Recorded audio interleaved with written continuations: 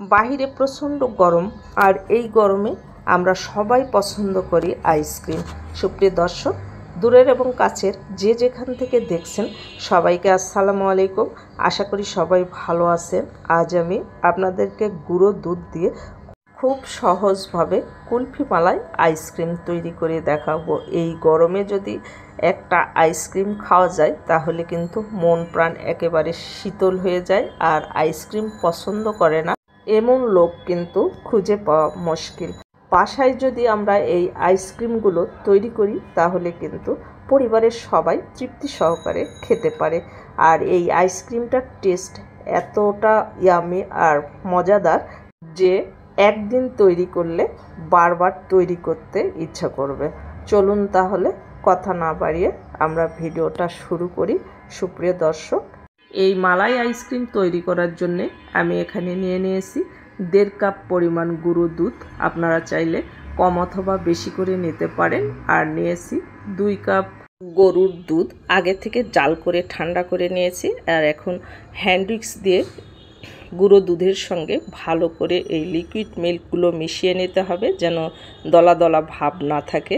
আর যদি দলা দলা ভাব থাকে, যখন আপনারা চুলায় দিয়ে জাল করবে তখন কিন্তু দলা পেকে যেতে পারে। আর এখন আমি দিয়ে দিচ্ছি 1/2 কাপ পরিমাণ কনডেন্স মিল্ক। মিষ্টিটা কতটুকু পরিমাণ খাবেন সে অনুযায়ী কনডেন্স মিল্কটা অ্যাড করবেন। আর যদি কনডেন্স মিল্ক হাতের কাছে না থাকে তাহলে চিনি দিয়েও আপনারা এই কাজটা করতে পারেন, সেক্ষেত্রে দুধের ঘনত্বটা একটু পাতলা হবে। আর এখানে নিয়েছি 1/3 কাপ পানি। এই পানির সঙ্গে আমি 1 টেবিল চামচ কর্নফ্লাওয়ার মিশিয়ে আমি এই দুধের মিশ্রণের সঙ্গে এটা মিশিয়ে দিব। ভালো করে কর্নফ্লাওয়ারটা মিশিয়ে আমি দুধের মিশ্রণের সঙ্গে এটা মিশিয়ে দিয়েছি। এই কর্নফ্লাওয়ারটা দেওয়ার কারণে আমরা আইসের মধ্যে যে একটা বরফনেস ভাব থাকে, এই কর্নফ্লাওয়ারটা দিলে সেই বরফনেস ভাবটা আর থাকবে না। আমি এই কাজটা কিন্তু চুলা ধরিয়ে দিয়ে করি নাই, এখন আমি এটা চুলায় বসিয়ে দিয়েছি। দিয়ে চুলার জালটা একেবারে লো আঁচে রেখে জাল করে নিতে হবে। অনেক সময় আমরা আইসক্রিমটা খেতে গেলে এলাচের একটা ফ্লেভার পাই, সেই এলাচের ফ্লেভার টানার জন্যে আমি এলাচের বিচিটা গুঁড়া করে দিয়েছি। আপনারা যদি এটা পছন্দ না করেন সেক্ষেত্রে ভ্যানিলা এসেন্সটা ইউজ করতে পারেন।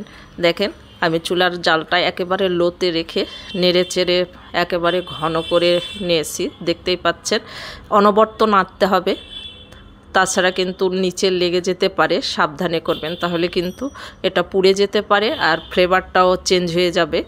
আমার দুধটা ঘন হয়ে এসেছে, আমি চুলার জালটা এখন অফ করে দিয়েছি। কিছুক্ষণ নেড়ে চেড়ে ঠান্ডা করে নেব। আপনারা চাইলে সঙ্গে সঙ্গে এটা মোল্ডে ঢালতে পারেন।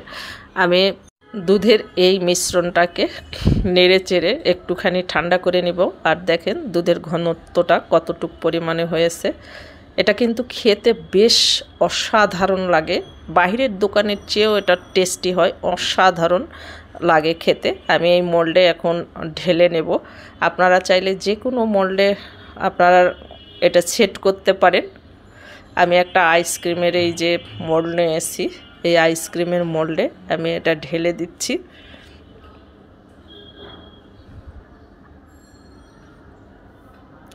আমার ঢালা হয়ে গেছে।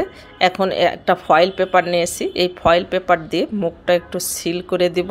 এখন আইসক্রিমের কাঠি দিয়ে দিতে হবে। আমি একটু নাইফের মাথা দিয়ে একটু ছিদ্র করে নিয়েছিলাম, সেই ছিদ্র দিয়ে আমি আইসক্রিমের কাঠিগুলো সেট করে দিচ্ছি। আমার আইসক্রিমের কাঠিগুলো সেট হয়ে গেছে।